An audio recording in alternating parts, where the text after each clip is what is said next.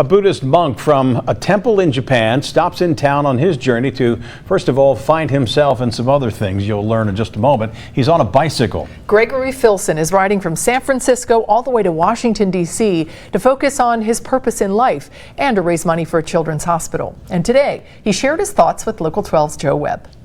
It's the first time for me to be in Cincinnati. If you hadn't before, now you can say you've seen a monk on a bike. Zen Buddhist monk Gregory Filson came through Cincinnati today on his coast-to-coast bicycle trip. He knows he's on the home stretch, but doesn't want to think about it. I do not think about the road up there or the road back there.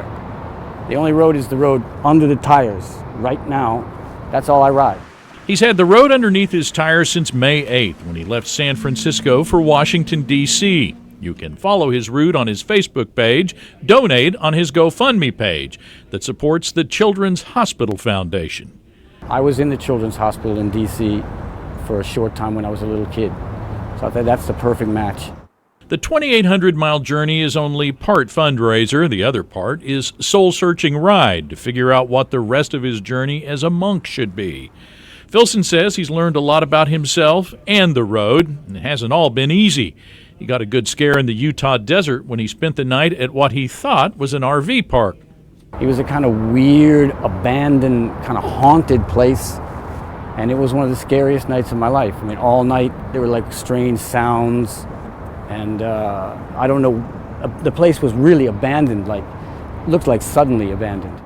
At that point, it was okay to think about the road ahead. At this pace, Gregory says he'll be in Washington, D.C. in 20 days. A later than normal start today means he'll only get about 30 miles east of Cincinnati before camping for the night.